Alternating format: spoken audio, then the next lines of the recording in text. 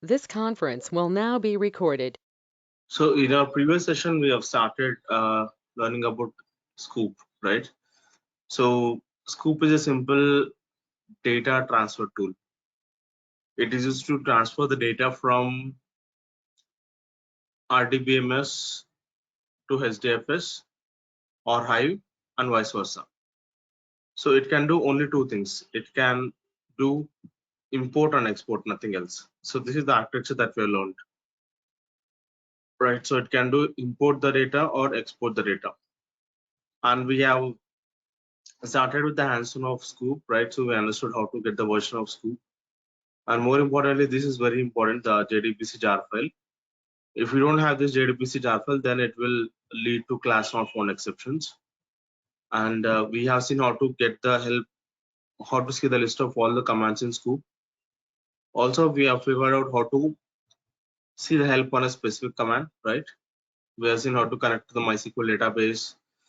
This is a simple checklist that we have seen how to basically connect between the Sqoop and HDFS, right? So a lot of things we have seen. Also, we have seen how to see the list of all the databases in MySQL by using Sqoop, right? And we have also seen how to see the list of all the tables in a given database in MySQL. And these are the three different ways of giving the password. So the preferred way is -- password file.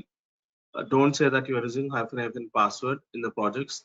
That's not the case anywhere. Also, we have seen how to basically keep all the parameters in a file and refer to that by using options file. Then we have seen about eval as well, how to basically run any valid SQL queries on top of a MySQL database by using Sqoop. So now let's talk about Sqoop import. This is very important. So you have a table in a database and you would like to get all the data from that table into HDFS. So that's what is nothing but Sqoop import. So let's go to the Cloudera Quick Start VM here.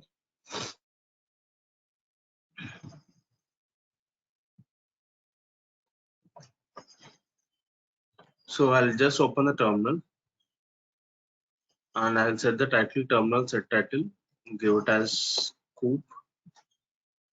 Click on view and zoom in. First step is I would like to clean up that I have in my HDFS location.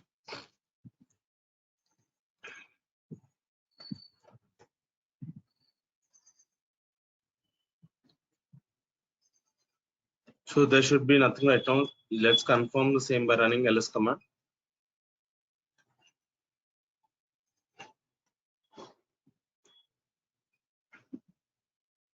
So there is nothing right now. So I'm going to open one more terminal and let me use this for MySQL. Click on view and zoom in.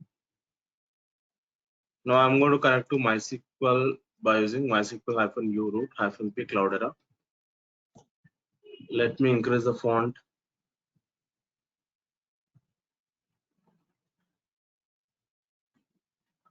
So I'm going to see the list of all the databases by saying show databases. And I'm going to connect to this database called as retail-db. So use space retail-db. Then you can just say show tables. So these are the list of all the tables that I've got. Suppose I would like to import a table called as orders table, and I would like to import this to HDFS, and I can use Sqoop for the same. So let me show the query. So I'll just try to create a document here.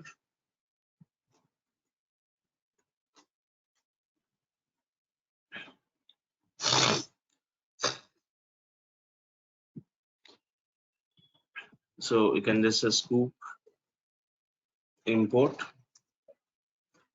Sqoop import. Then you have to mention connect string, JDBC : MySQL : / localhost : 3306. Mention the database name is retail-db, and then username is root, password is Cloudera, and then the table name is orders, and mention the target directory. Basically, what could be the directory where we would like to import the data into.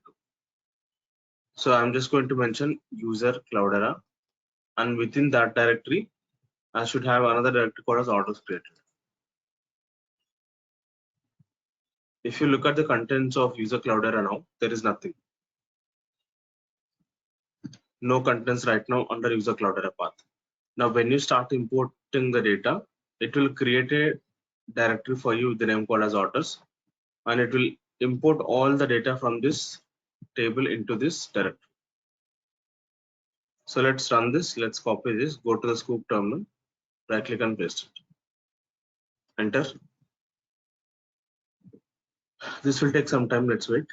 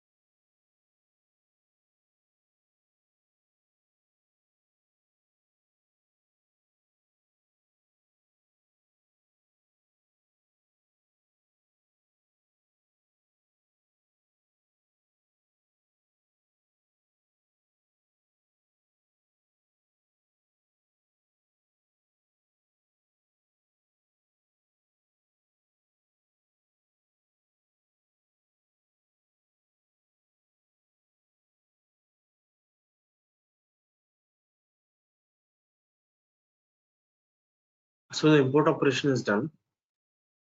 Now we would like to understand the entire process right from the scratch. Let's go to the top. So this is the place where I gave my query. And first two lines you can ignore, right? And you can see the Sqoop version 1.4.6. And you can see it's showing us something called as beginning code generation. So what is meaning of beginning code generation? So as I told, it will generate Java code in the background to perform the import operation. So that's the meaning of this beginning code generation. In the current directory, you can just say lsfnlrt. You should see a Java file. You can see orders.java file is created. You can just open that. So that's a Java code. Again, don't worry about this Java code. You don't need to understand anything here, but this is just a Java code that has been generated and which is used to connect to the MySQL database to perform the input operation. Now the question is how this Java file has been generated. So it has been generated by using something called as CodeGen tool. Right, so CodeGen tool will take care about creating the Java code for us. But how the CodeGen tool is creating it? So it is taking this as a reference. So you can just see this SQL query here. Let's select it, right click, copy it, go and paste it here. You can see that based on this sample record, the CodeGen tool will try to create that Java file, right? So that's how the code generation is done. Then once you have this code generated, the code have to be compiled. So it will. So we have something called as compilation manager, which will take care about running your compiling your code just to see if there are any syntax errors or not, right? So that you can actually go to this path. Let's go to this path. You can just say lsfnlrt and give that path. So we have this Java file which has been compiled to create these class files. So all these class files are packaged to get this jar file. Jar file is nothing but Java archive. So this is actually a combination of multiple class files put together. Now, who generated those dot class files is nothing but the compilation manager, right? So the compilation manager will take the .java file as an input. It will compile the Java code and it will generate these class files. All these class files are packaged as a jar file, and this jar file is actually used to perform the import operation. So I'll scroll up again. So you can see that it's trying to generate this Java jar file. Then also you can observe that beginning the import of orders table.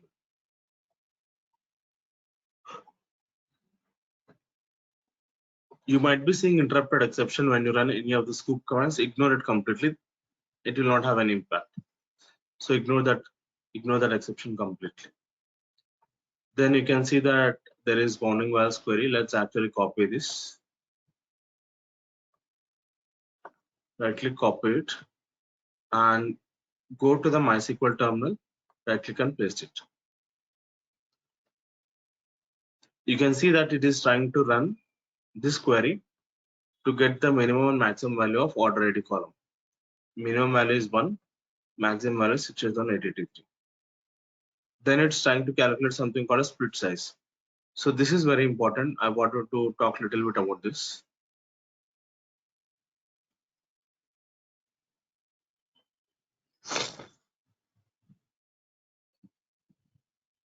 So we have something called as split size.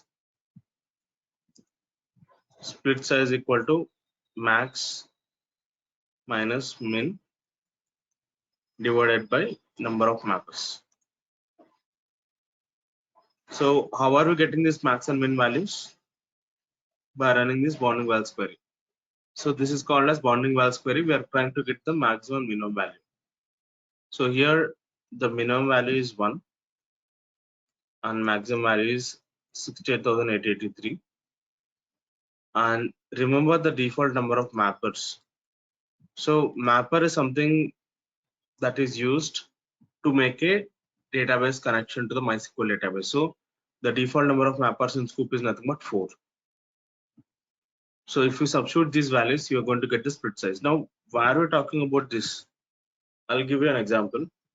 Suppose let us say that you are working in a team of 10 members, and generally, you will get the work as a whole, right? So let's say your team got the entire work. That entire work has to be broken down into multiple tasks, so that every team member should be doing equal amount of work. The same thing is happening here. If you have 4 mappers which are going to make a database connection to MySQL to import the data, every mapper have to do the equal amount of work. So that will be taken care by the split size. So split size will decide how many number of records to be imported by each mapper. So if you have more mappers, then that will increase more performance. So let's do one thing. Let's try to calculate this value. So 60,883 minus 1 divided by 4. So this will be 60,882 divided by 4. Let's get this calculation done.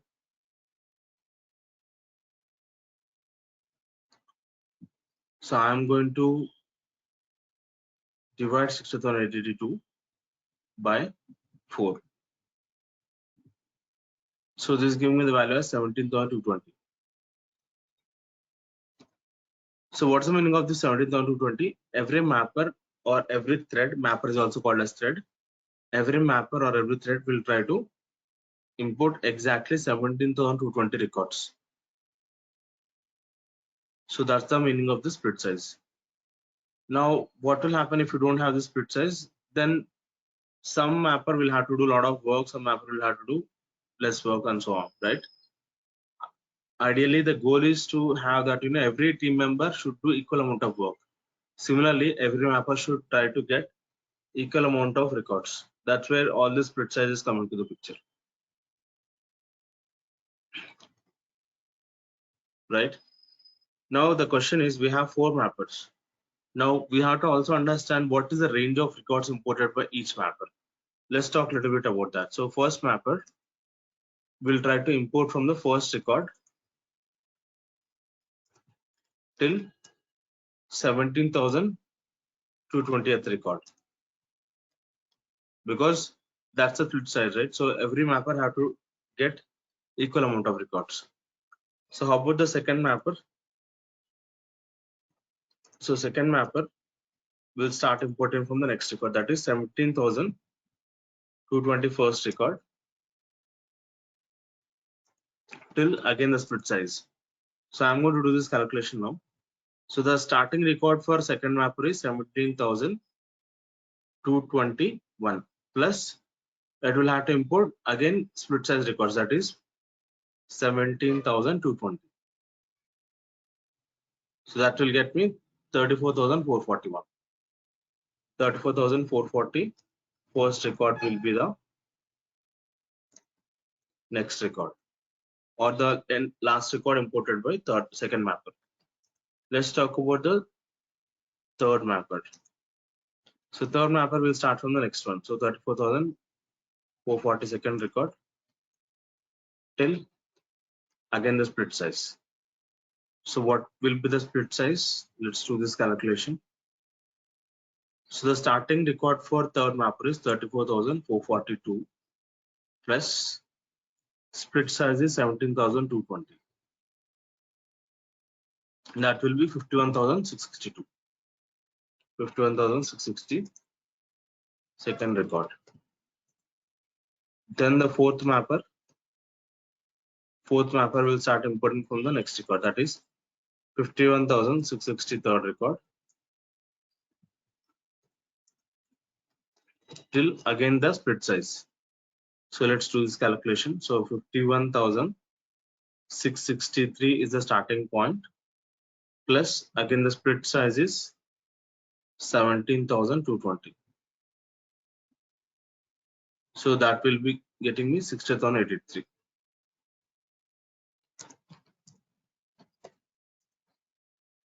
So that's how every mapper will try to do equal amount of work. Now to do that, we have to calculate the split size. So this is very, very important concept, guys. So if you understand this, then whole Sqoop will be better.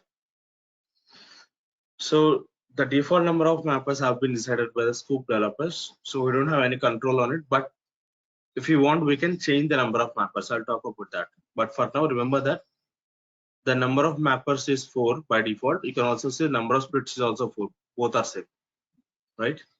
So you can also see bounding whiles, queries, split size, all such calculations are done there. Then it starts running the MapReduce job with the jar that we have created. And then it will perform the import operation.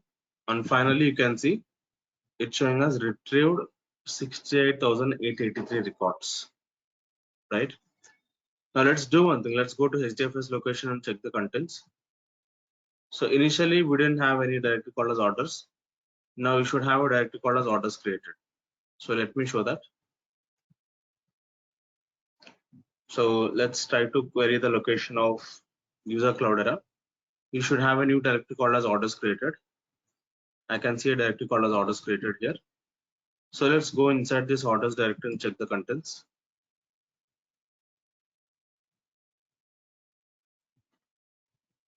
So let me zoom out a little bit so that you can see the contents clearly.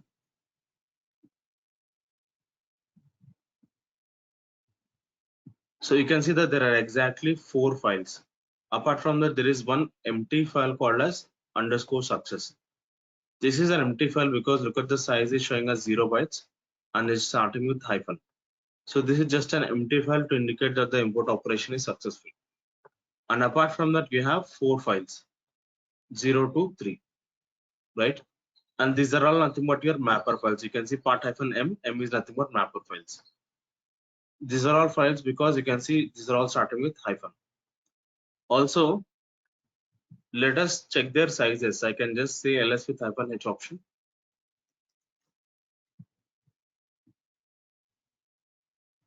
And look at their sizes are almost equal, right?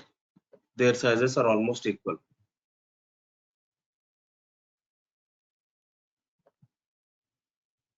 Right?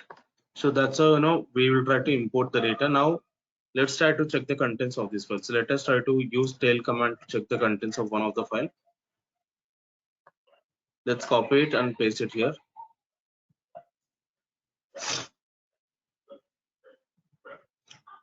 You can see the contents, it is looking good. You can also verify the same here.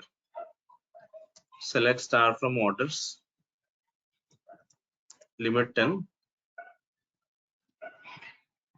So I can see that these are my top 10 records. These are my top 10 records. I can verify the same. This is looking good, right? So that's how we can perform the import operation. Now let us try to see the count of the records, right? So how many records are there? Select count of star from orders, 68,883. So the same number of records must be imported by all the 4 mappers together. But let's try to first see the individual counts. So I'm going to run cat command first. So what will cat command do? Cat command will try to get me the entire content. But from the entire content, I'm just interested in seeing the total count of the records. I'm going to use wc-l. So this will get me the total count of the records imported by the first mapper. So first mapper imported 17,221 records. Next mapper also imported the same number of records. So next mapper imported 17,220 records.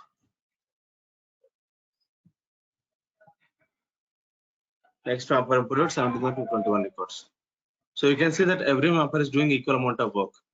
And as a whole, all the records must be imported. So this will get me the total count of the records, 68,883. Is this count matching? Yes, this count is matching, right?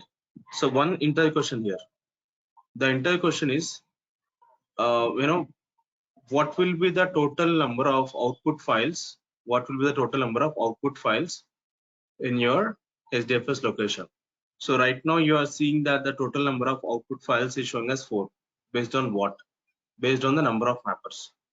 So the entire question is this: number of mappers is equal to the number of output part hyphen m files created in Sqoop output directory.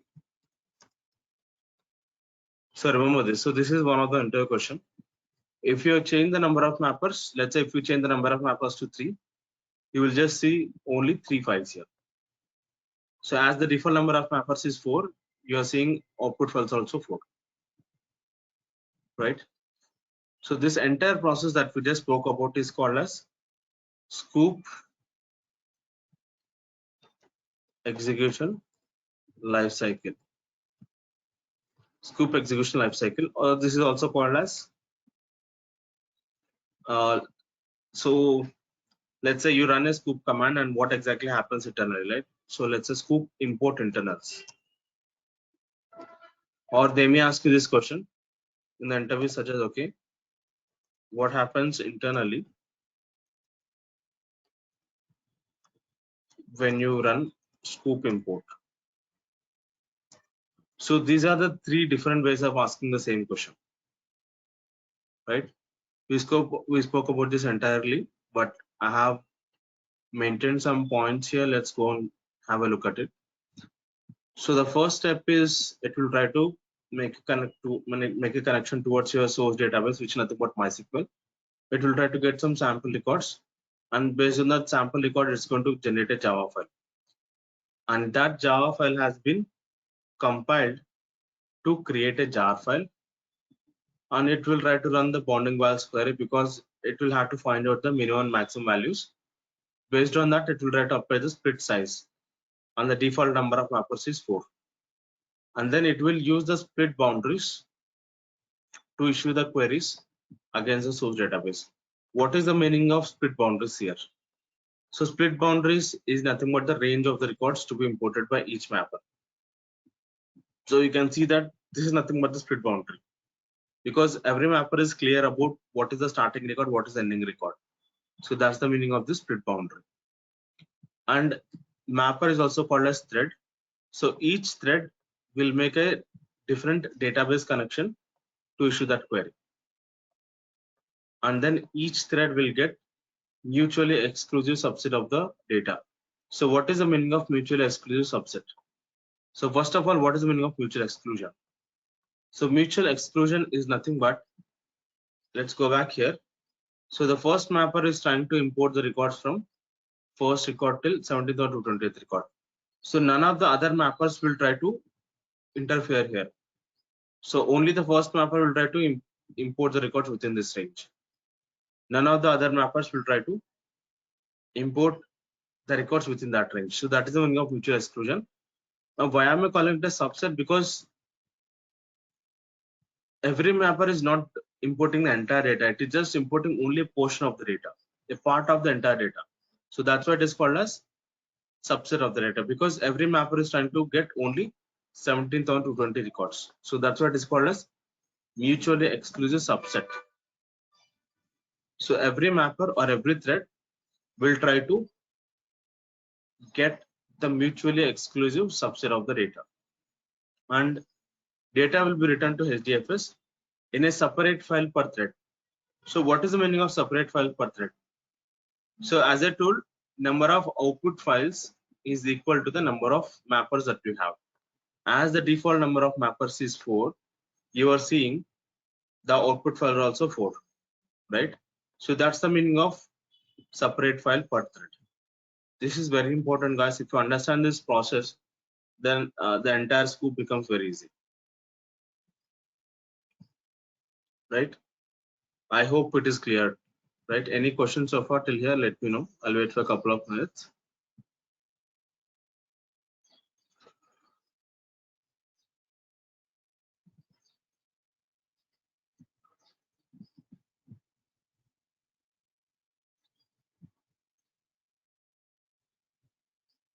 I think we are good so far here, so let's move on. So I'll talk a little bit about code gen. So we spoke about code generate. So code gen is nothing but the one that will be automatically called by Sqoop import. We don't need to call this manually. This will be called automatically. So code gen is a tool in Sqoop which generates the corresponding Java code for the table in the source DB. So this is the one that will actually generate a Java code for us, and this will be called automatically when you perform Sqoop import operation.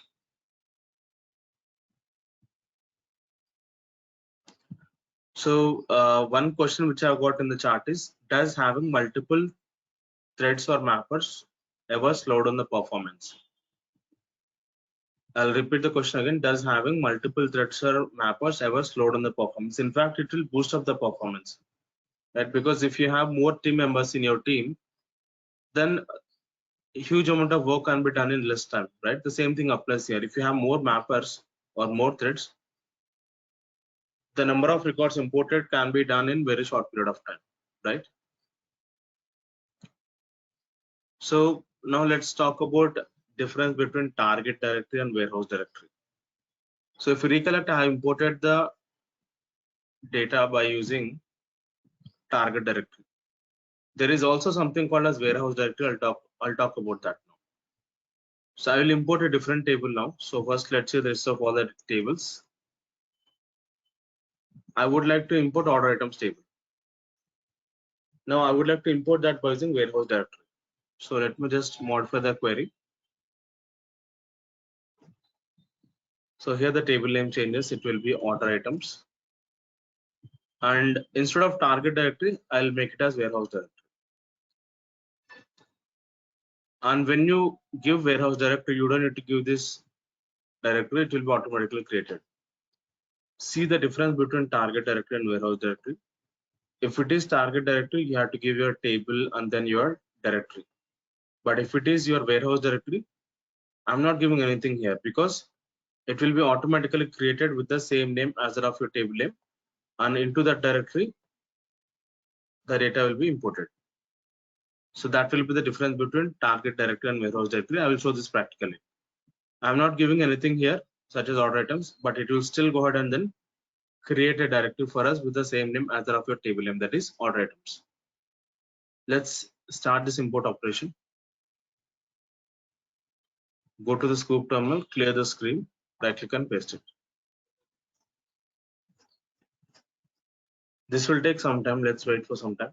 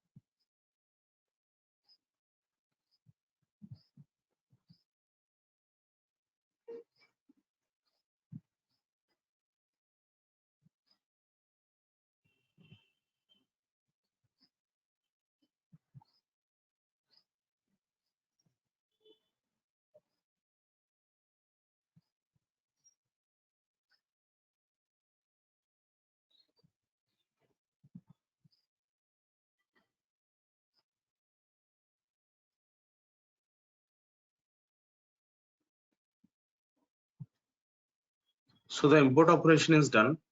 Now let us try to understand this process. So let's scroll a little up. See, that entire process remains same. I'm not going to talk about that again, but I'll talk about it at high level.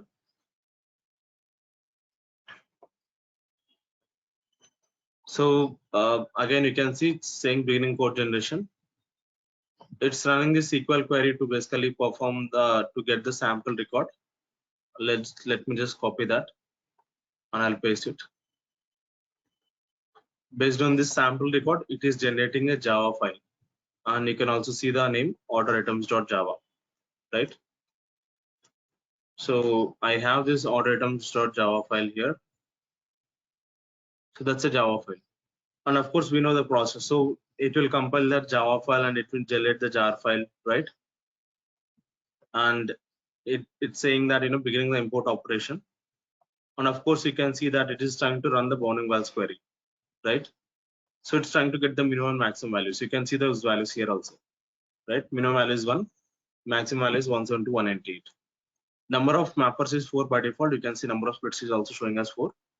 So if you divide 172 198 minus 1, which will be 172 197 divided by 4, that will get you 43,049. And every mapper will try to import only these many number of records.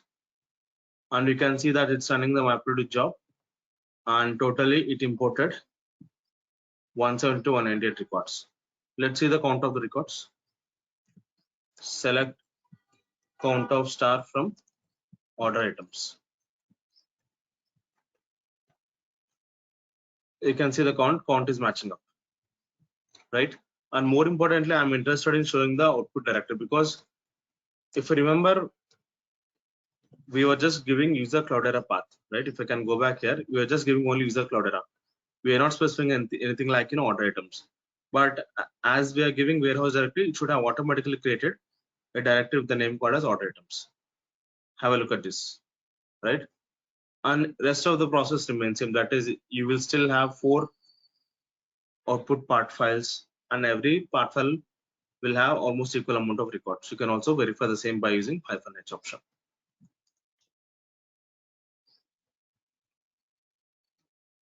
Right, you can see that every mapper is almost trying to do the equal amount of work.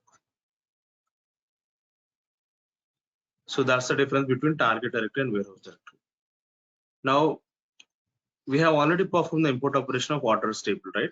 So what will happen if I try to import it once again, right? So let's do one thing. Let's try to import orders table once again. Let's copy this, go to Sqoop terminal, right click and paste it.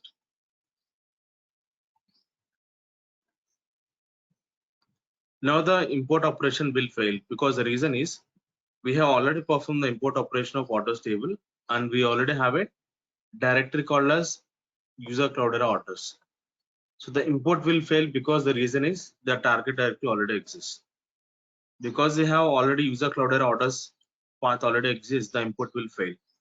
Now to solve this problem, we can use something called as -F1 delete target directory. Let me use that. So I'll first run this and let it complete, then we'll talk about it. This will take some time, let's wait.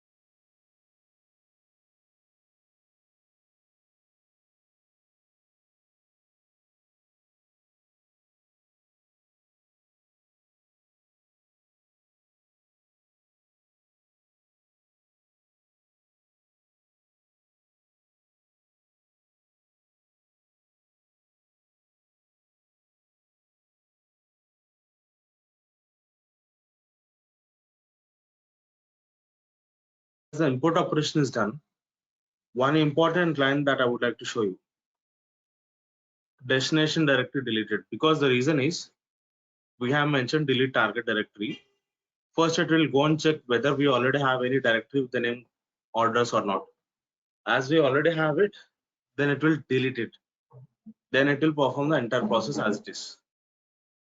Right? So let us verify the same. You can just go to your orders path, orders directory. You can just type date command. So what's the current time? May 16th, 1916. You can see their timestamps of these files. May 16th, 1915. So which means these files have been created just 1 minute ago, right? So basically the point is very clear. As we already had the directory called as user cloud era orders, it first deleted it, then it performed the entire import process, right? Also, let's do one thing. Let's try to get the count of the records. So let me just try to say HDFS plus DFS hyphen cat. So you can give the path of your files. So observe that there are totally 4 files, and I'm trying to get the total count of the records. So this will get the total count of the records, 61,883, right? Now I'm going to show you how to perform the appending of the data. That is, if you just use -F append, that will add the data to the existing data. So I'll just copy this. So here I'm going to include an option called as -F append. Let's copy this, go to the Sqoop terminal, clear the screen and paste it. Now this will create 4 more files. Initially we had 4 files. Now after doing this, you should see 4 more new files getting created. Let's wait and see.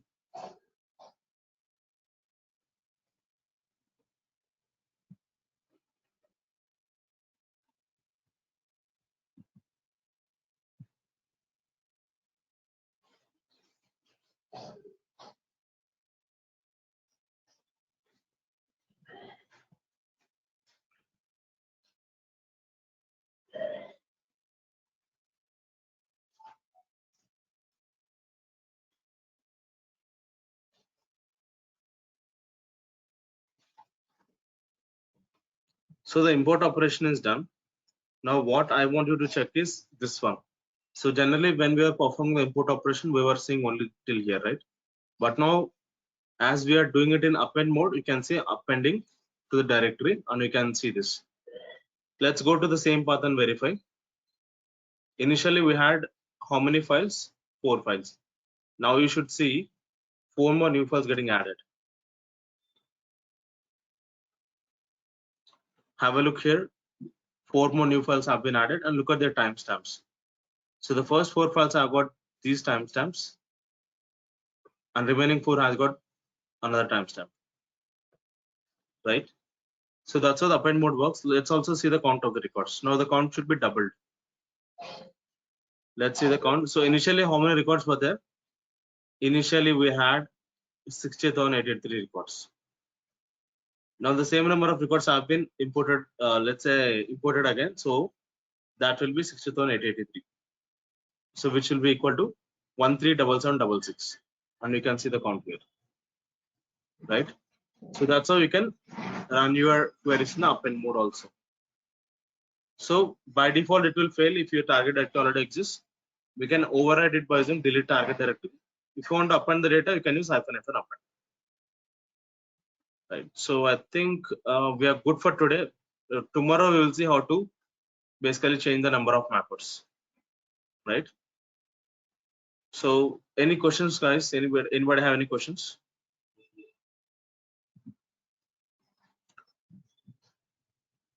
Okay, if there are no questions, then I think we are good for today. Let us meet tomorrow. See you then. Bye. Hi. Hey, Shruti, do one thing. Send me your email in the chat box. I'll give you the access. Okay. Yeah, sure. So so you have to give your email ID as well as your WhatsApp number so that I'll get in touch with you. Yeah, okay, sure. Okay. So now with this asking append doesn't check if the data is different. So right now it won't check. It will just try to get the entire data as it is. Okay. Yeah. Okay, guys. See you tomorrow then. Bye bye. Thank you.